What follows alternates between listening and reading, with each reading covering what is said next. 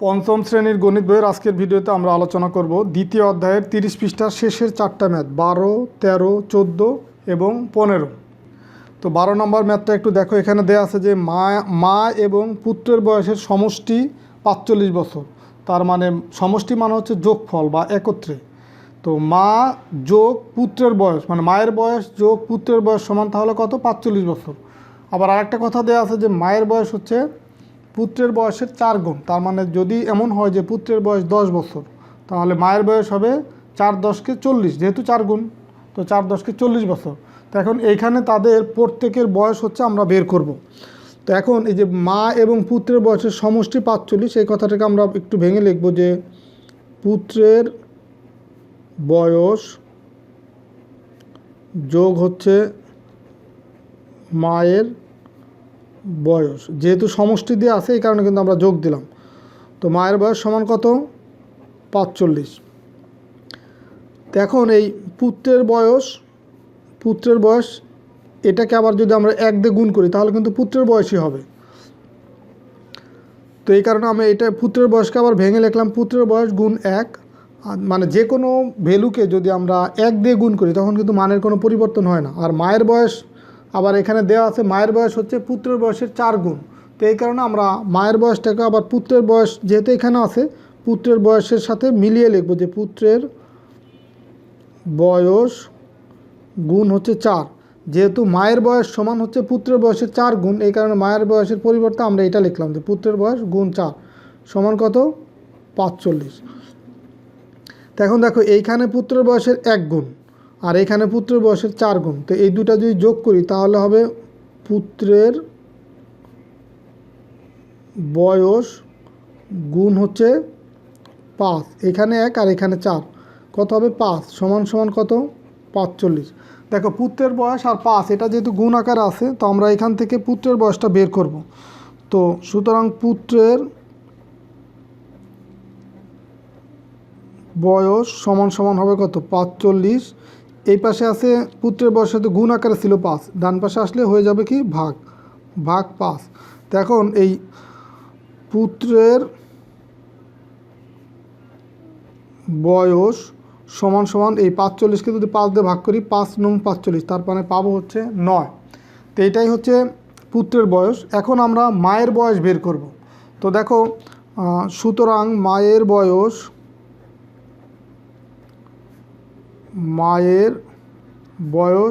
কত হবে? মায়ের বয়স হবে পুত্রের বয়সের 4 গুণ। তার মানে পুত্রের বয়স আমরা বের করলাম 9, তাহলে মায়ের বয়স হবে 9 গুণ হচ্ছে 4 সমান সমান কত? 4 নং 36। এত এখানেও বছর লিখে দেবো যেহেতু এটা বছরে বের করতেছি, তাহলে 36 বছর। তাহলে উত্তর হবে কি? এখানে উত্তর আমরা লিখব যে পুত্রের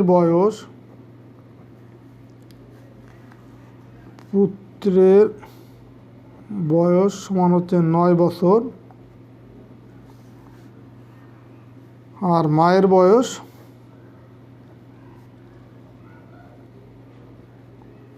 36 বছর। এটাই হচ্ছে উত্তর। তাহলে আমরা 12 নম্বর সমাধান করলাম। তো এখন 13 নম্বর ম্যাথটা খেয়াল করো। এখানে দেওয়া আছে যে একজন শ্রমিক 5 দিনে 3125 টাকা আয় করেন। 3 সপ্তাহে তিনি কত টাকা আয় করেন? তো এখন এইখানে দেয়া আছে 5 দিনের আয়ের পরিমাণ দেয়া আছে। এখন আবার পরে বলছে দিন সংখ্যা না বলে সপ্তাহ বলছে। তো সপ্তাহটাকে আগে আমরা দিনে রূপান্তর করব। তো আমরা জানি, এখানে লিখব যে আমরা জানি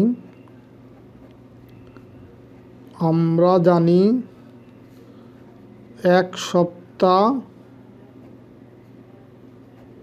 সমান কয় দিন? 7 দিন। 1 সপ্তাহ সমান কয় দিন? 7 দিন। তো সুতরাং 3 সপ্তাহে কয় দিন হবে? 3 সপ্তাহ সমান হবে 7 গুণ হচ্ছে 3 এত দিন।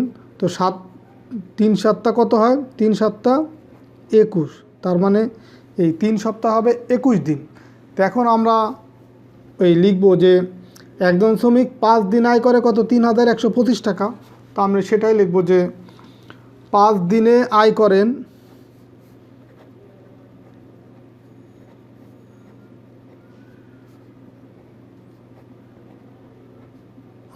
সমান 3125 টাকা, 3125 টাকা। এটা তো 5 দিন আয় করে, সুতরাং একদিনে আয় করেন কম না বেশি? আমরা ঐকিক নিয়ম করবো, এই কারণে কিন্তু 5 থেকে 1-এ চলে আসতেছি, যে 5 দিনে আয় করে 3125 টাকা, তাহলে একদিন আয় করবে কম। কম মানে কি? ভাগ। তো এখানে তাহলে আমরা এই 3125 ভাগ কত লিখলাম হচ্ছে 5, এত টাকা। তো এখন আমাকে বলছে যে 3 সপ্তাহ মানে 21 দিন, সেটা বের করলাম। তাহলে সুতরাং 21 দিনে আয় করেন কত টাকা? 21 দিনে আয় করবে, এই যে এইটা তোমার ভাগ করার পরে যে মানটা পাবো তাকে 21 দিয়ে গুণ করতে হবে, মানে একদিনে যা আয় করবে 21 দিনে তার থেকে তো আবার বেশি আয় করবে। এই কারণে 3125 ভাগ হচ্ছে 5, এটাকে আবার গুণ করব কত দিয়ে? 21 দিয়ে, এত দিন।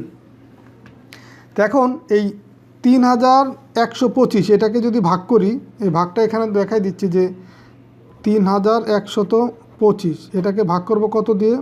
5 দিয়ে। তো 5 31-এর ভিতরে, 3-এর ভিতরে যায় না, তাহলে 31-এর ভিতরে এই 2 অঙ্ক 31-এর ভিতরে যাবে 6 বার, 5 6 30, বিয়োগ করলে থাকবে 1, এই 2 নামাই নিয়ে আসলে 12। তো 5 12-এর ভিতরে যাবে 2 বার, 5 দুগুণি 10, বিয়োগ করলে থাকবে 2, আর এই 5 যদি নামাই নিয়ে আসি এখন হয়ে গেল 25, তার 25-এর ভিতরে 5 যাবে 5 বার, 5 5 25, মিলে গেল 0। তার মানে এখানে আমরা এই ভাগফল পেলাম কত? 625। তাহলে এখানে লিখব এই 3125কে 5 দিয়ে ভাগ করে কত পেলাম? 625। আর এখন এই যে গুণ লিখব কত? 21, এত দিন। তা এখন এই 625 আর 21 গুণ করলে যেটা হবে সেইটাই হচ্ছে এটার উত্তর। তা এই গুণটাও তোমাদেরকে দেখাই দিচ্ছি, এটা হচ্ছে রাফ, যে 625 গুণ কত? 21। তো এটা যদি আমরা গুণ করি দেখো কত পাবো? এই 5 অক্কে 5, 2 অক্কে 2, 6 অক্কে 6, 2 দিয়ে গুণ করলে তাহলে একের ঘরে 0, 5 দুগুণি 10-এর 0, হাতে আমার 1, 2 দুগুণি 4-এর 1-এ 5, 6 দুগুণি 12, যোগ করলে 5 2, 5 আর 6 11-র 1, হাতে আমার 1, 1 আর 2 3, আর এই 1, তার মানে 13,125, 13,125 এত টাকা। এটা হচ্ছে 21 দিনে আয় করবে। তো এটাই কিন্তু উত্তর, যে ম্যাথের প্রশ্নটাই ছিল যে সে 21 দিনে কত টাকা, 3 সপ্তাহে কত টাকা আয় করে। তো 3 সপ্তাহ সমান যেহেতু 21 দিন, তো 21 দিনের আয়ের পরিমাণই তো আমি বের করলাম। তো এই 13,125 টাকা, এটাই হচ্ছে উত্তর। 14 নম্বর ম্যাথে দেওয়া আছে যে শরীফুল 72 টাকা দিয়ে 3টি খাতা কিনলো। তো 12টি খাতা কিনতে তার কত টাকা লাগবে? তো এখানে টাকার পরিমাণ বের করতে বলছে। তো এই কারণে আমরা এই প্রথম যে লাইন, শরীফুল 72 টাকা দিয়ে 3টি খাতা কিনলো, এই লাইনটাকে আমরা ঘুরিয়ে লিখব যে 3টি খাতার দাম 72 টাকা, কারণ বের করতে হবে কিন্তু আমার টাকা, এই কারণে আমার টাকাটা ডান পাশে রাখতে হবে। তো এই কারণে আমরা লিখব যে 3টি খাতার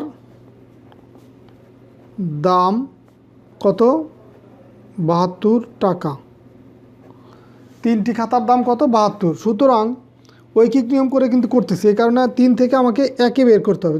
একটি খাতার দাম, 3টি খাতার দাম যদি 72 টাকা হয়, একটি খাতার দাম কম না বেশি হবে? একটি খাতার দাম অবশ্যই কম হবে, আর কম মানে ভাগ, 72 ভাগ হচ্ছে 3, এত টাকা।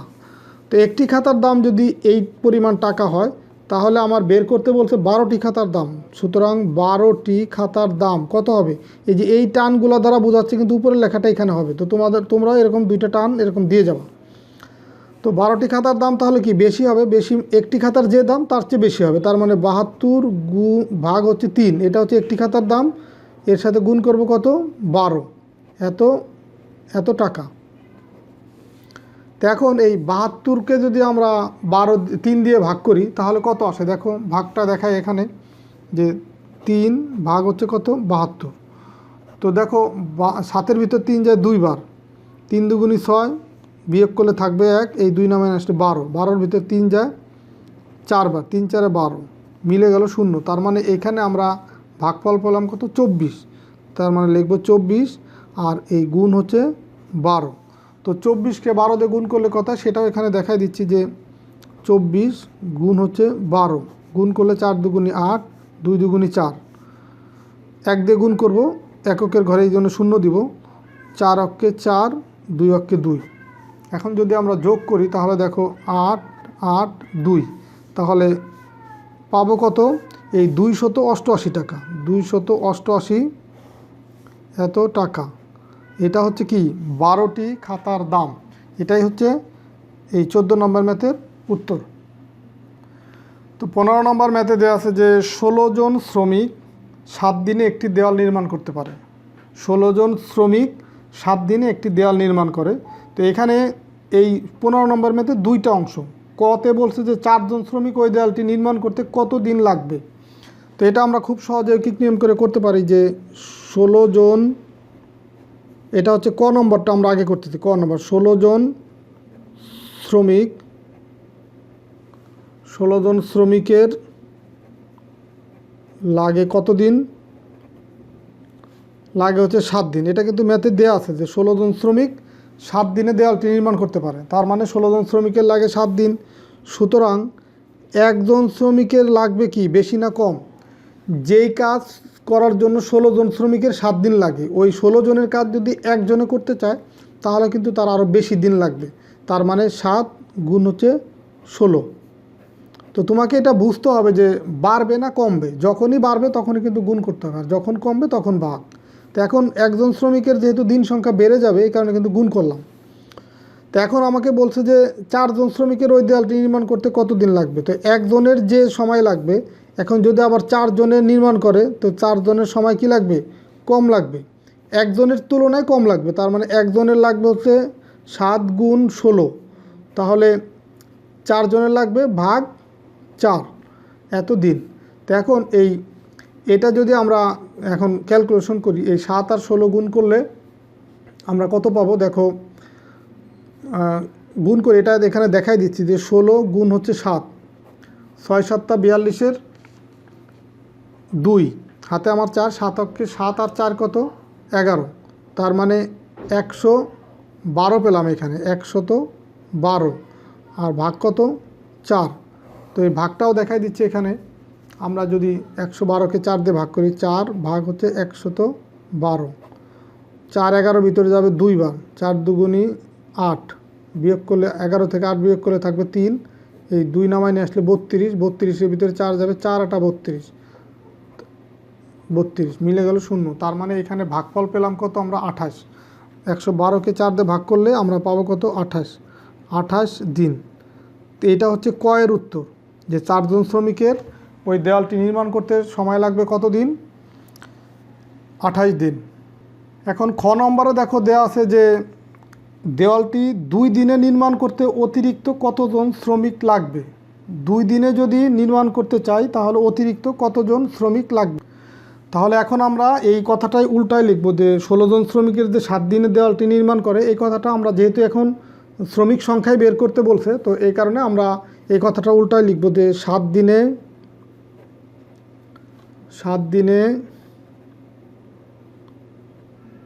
দেওয়াল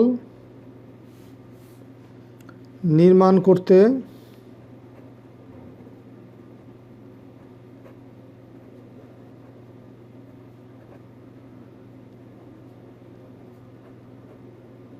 শ্রমিক লাগে কতজন? 16 জন। এই কথাটা কিন্তু ম্যাথে দেওয়া আছে যে 16 জন শ্রমিক 7 দিনের দেওয়ালটি নির্মাণ করতে পারে। তো এখন এই কথাটা আমরা উল্টাই লিখলাম যে 7 দিনে দেওয়াল নির্মাণ করতে শ্রমিক লাগে 16 জন। তো সুতরাং একদিনে দেওয়াল নির্মাণ করতে শ্রমিক লাগবে কি আরও বেশি না? 7 দিনে 7 দিনে যদি নির্মাণ করে 16 জন শ্রমিক, এখন 7 দিনের জায়গায় যদি একদিনেই যদি দেওয়ালটা নির্মাণ করতে চায় সেই ক্ষেত্রে শ্রমিক আরও বেশি লাগবে। তার মানে 16 গুণ হবে 7 এতজন। এখন এখানে বলছে যে 2 দিনে দেওয়ালটি নির্মাণ করতে অতিরিক্ত কতজন শ্রমিক লাগবে। তো অতিরিক্তর চেয়ে আগে আমরা 2 দিনে কতজন লাগবে সেটা বের করি। 2 দিনে দেওয়াল নির্মাণ করতে শ্রমিক লাগবে, এখন একদিনে যে কয়জন শ্রমিক লাগবে 2 দিনে যদি করতে চাই তাহলে আরও কম শ্রমিক হলেই হবে। তার মানে ভাগ, যে 16 গুণ হচ্ছে 7, মানে একদিনে যা লাগবে তাকে ভাগ করব কত দিন, যেহেতু 2 দিনে নির্মাণ করতেছি তো 2 দিয়ে ভাগ করব। তো এখন ভাগ করলে এইখানে দেখো 7 দিয়ে 16কে যদি গুণ করি এখানে পাবো হচ্ছে 112, আর এই ভাগ আছে কত? 2 এত জন। তার মানে 112কে যদি আমরা 2 দিয়ে ভাগ করি তাহলে পাবো এখানে 56। 56 জন শ্রমিক লাগে যদি 2 দিনে দেওয়ালটি নির্মাণ করতে চায়। এখন আগে থেকেই কিন্তু 16 জন শ্রমিক 7 দিনের দেওয়ালটি নির্মাণ করতে পারে। তো এখানে বলছে যে অতিরিক্ত কতজন শ্রমিক লাগবে। তো আমার অতিরিক্ত আগেই ছিল, আমার 16 জন শ্রমিক ছিল, তো অতিরিক্ত শ্রমিক কতজন লাগবে সেটা লিখবো যে সুতরাং অতিরিক্ত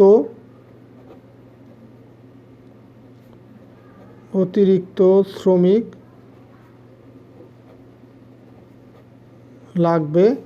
এই যে 56 জন 2 দিনে নির্মাণ করার জন্য 56 জন লাগে, তো আগে তো আমার 16 জন আগেই আছে, তো সেই 16 জন যদি বিয়োগ করে দেই তাহলে আমার পেয়ে যাবো যে অতিরিক্ত কতজন লাগবে। তো 56 থেকে 16 বিয়োগ করলে 6 6 মিলে গেল, 0 1 আছে, কত হলে 5 হবে, 4 হলে। তার মানে এই অতিরিক্ত শ্রমিক লাগবে কতজন, 40 জন। এইটাই হচ্ছে উত্তর। তো আশা করি আজকের ভিডিওর মাধ্যমে তোমাদের এই দ্বিতীয় অধ্যায়টা আমি শেষ করে দিলাম, এবং এইখানে যতগুলো ম্যাথ ছিল দ্বিতীয় অধ্যায়ে আমি তোমাদেরকে বোঝানোর চেষ্টা করছি, তোমরা বুঝতে পারছো। তো তারপরেও যদি কোনো সমস্যা থাকে তাহলে আমার ভিডিও ডেসক্রিপশনে আমার ফেসবুক গ্রুপ বা পেজের লিঙ্ক দেওয়া আছে। প্রয়োজনে ফেসবুক গ্রুপ বা পেজের মাধ্যমে আমার সাথে যোগাযোগ করলে আমি প্রয়োজনে আরও ভিডিও তৈরি করে আরও সহজ করে তোমাদের বোঝানোর চেষ্টা করবো। তো ঠিক আছে, সবাই ভালো থাকো, সুস্থ থাকো, আল্লাহ হাফেজ।